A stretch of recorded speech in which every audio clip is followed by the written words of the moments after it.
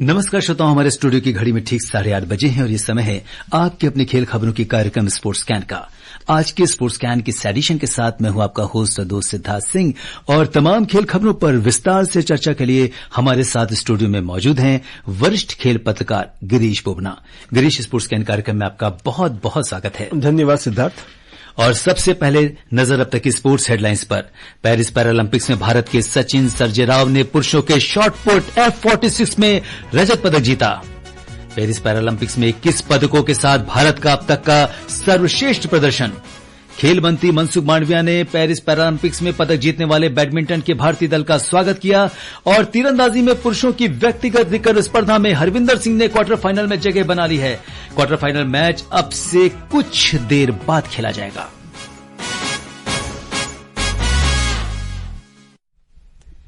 खेल खबरों में सबसे पहले बात करते हैं पेरिस पैरालंपिक्स की।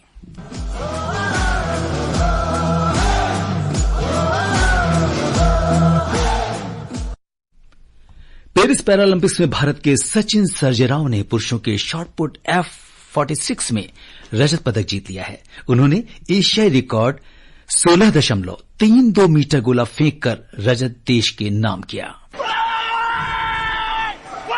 And that's the kind of mark that he wants to be at. He gets the white flag. Sachin Kalari, the 34-year-old. ये भारत का 21वां पदक है। सचिन ने इसी साल जापान में विश्व पैरा एथलेटिक्स चैंपियनशिप में भी स्वर्ण पदक जीता था। सचिन की इस उपलब्धि पर अगर हमें यही कहना पड़ेगा,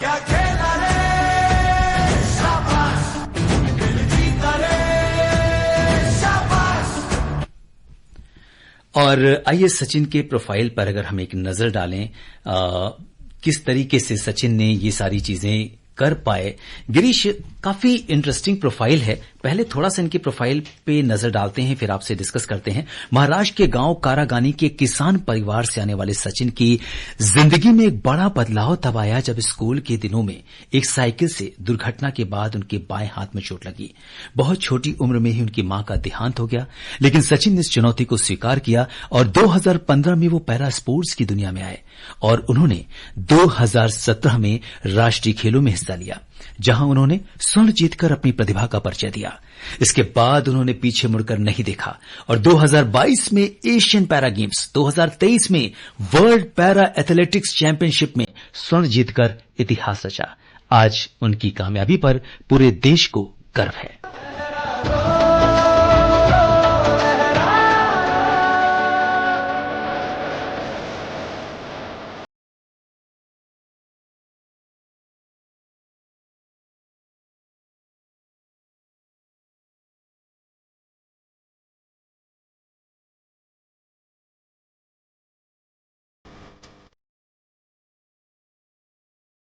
गिरीश, जिस तरह से सचिन ने आज परफॉर्मेंस दी है, 16.32 मीटर उन्होंने गोला फेंका है और जिस तरह से अगर हम देखें तो एशियाई रिकॉर्ड भी है ये। क्या कहेंगे इस प्रदर्शन पर?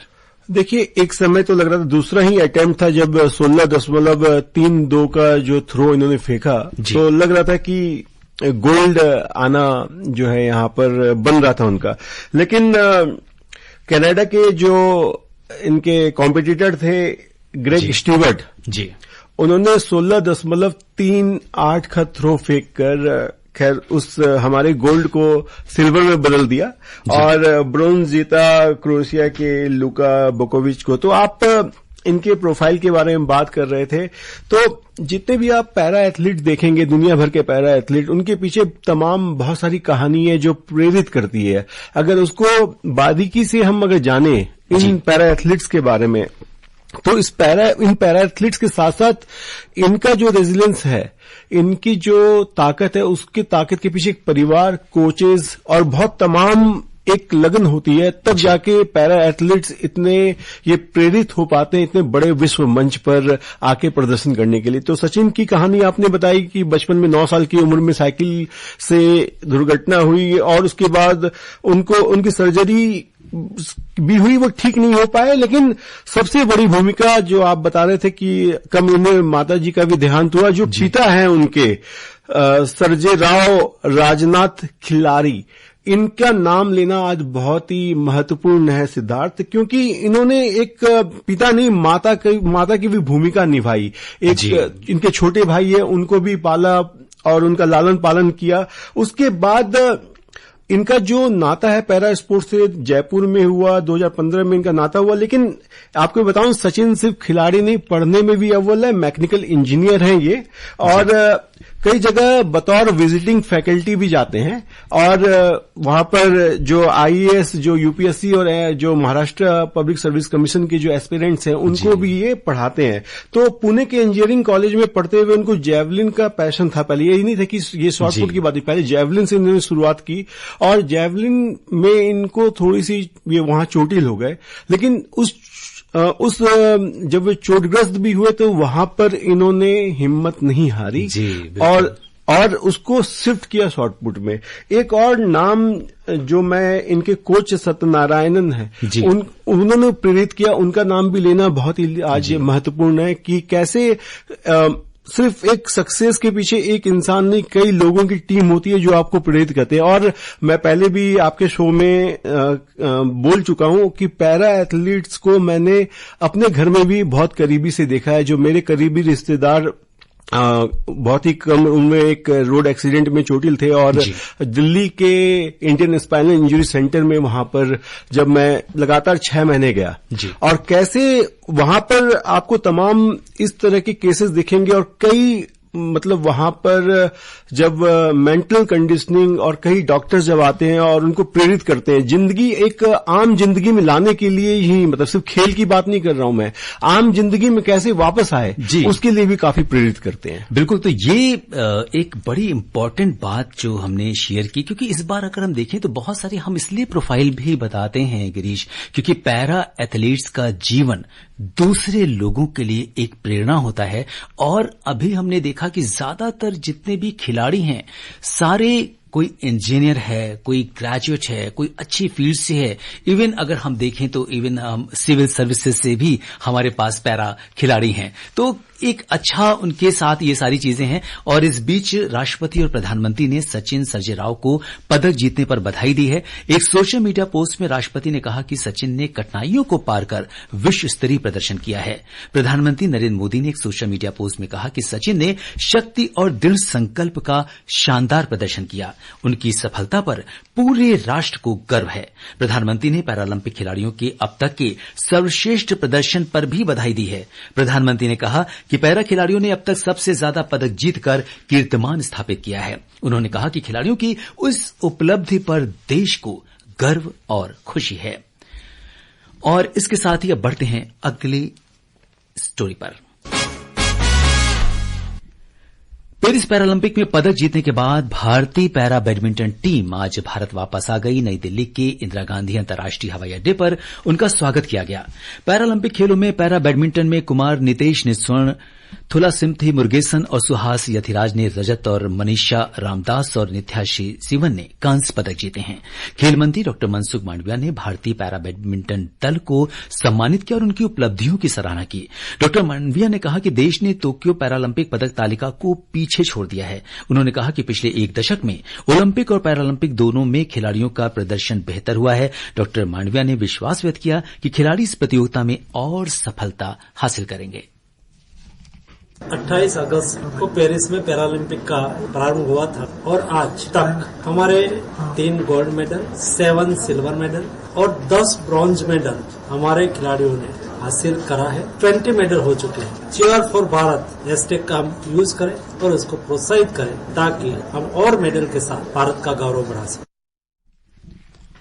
तो अगर देखें तो हम यहां पर गिरीश एक बात और कहना चाहेंगे कि सरकार का जो पूरा सपोर्ट है खिलाड़ियों के साथ, क्योंकि खिलाड़ी भी इस बात को मानते हैं और इसकी हमेशा प्रशंसा करते हैं। तो उसका एक ही उदाहरण यहां पे कि पिछली बार हमने 19 मेडल जीते थे, आज हम 21 मेडल जीत चुके हैं। तो एक आप ये देखें कि एक जो सिलसिला चला है वो बढ़ रहा है। और इस सिलसिले में आपको मैं कई हम स्टोरीज देख रहे हैं। दीप्ति जीवान जी 400 मीटर में उन्होंने पैरालंपिक्स ब्रॉन्ज जीता है। जी। उनकी कहानी देखिए कि जब वो पैदा हुई तो डिसऑर्डर्स थे, वहां पर कई बार उनको ताने भी सुनने मिले जी। और परिवार ने साथ दिया और कई कोचेस थे, यहां तक कि जब उनको जब हैदराबाद लाया गया तो पुलेला गोपीचंद ने जब उनको देखा तो उन्होंने भी हिदायत दी उनके कोचेस को कि इनका जो है एक national institute for empowerment of person with intellectual disabilities में इनकी जांच कराई जाए, वहां पर इनको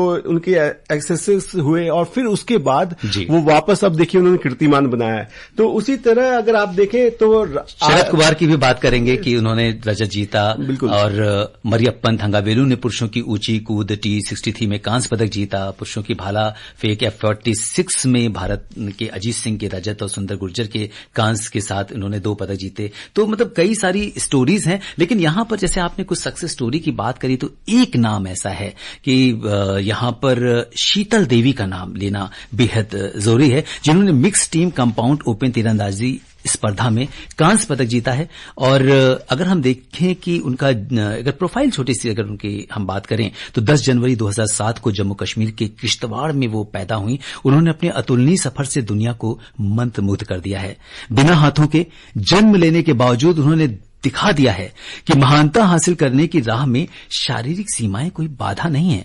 उनका शुरुआती जीवन चुनौतियों से भरा था, लेकिन 2019 में उस समय एक महत्वपूर्ण पड़ाव आया जब भारतीय सेना ने एक सैन्य शिविर में उनकी प्रतिभा की पहचान की। उनकी क्षमता को देखते हुए उन्होंने उन्हें शैक्षिक सहायता और चिकित्सा देखभाल की सुविधा प्रदान की और जाने माने कोच कुलदीप वेदवान की देखरेख में शीतल ने कठोर प्रशिक्षण की शुरुआत की और दुनिया के एक अग्रणी पैरा तीरंदाज उन्हें बना दिया। और 2023 के एशियाई पैरा खेलों में व्यक्तिगत और मिक्स टीम स्पर्धाओं में उन्होंने स्वर्ण पदक हासिल किया था। 2023 के विश्व तीरंदाजी पैरा चैंपियनशिप में रजत पदक और एशियाई पैरा चैंपियनशिप में कई पुरस्कार उन्होंने जीते हैं। तो हम कह सकते हैं कि शीतल की कहानी साहस, दृढ़ता और अपनी क्षमताओं में अटूट विश्वास की कहानी है। इस प्रोफाइल में बस कुछ शब्द मैं जोड़ूंगा कि शीतल देवी और राकेश कुमार ने ब्रॉन्ज मेडल जीता मिक्स कंपाउंड में, और इटली के एलोनेरा और सेंटी मैटियो बोनेकिना को इन्होंने 156-155 से हराया सिर्फ 1 अंक से। और आपको बता दूं कि 17 साल की शीतल देवी